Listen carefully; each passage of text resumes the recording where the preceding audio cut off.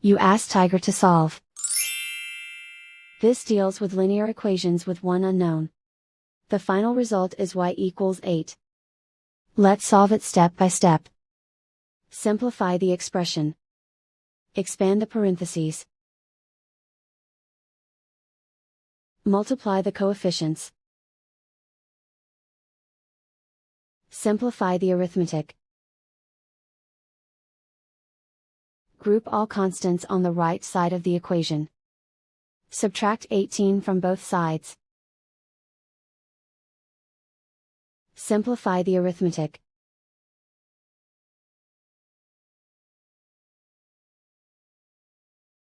Isolate the y. Divide both sides by 4. Simplify the fraction. Find the greatest common factor of the numerator and denominator. Factor out and cancel the greatest common factor.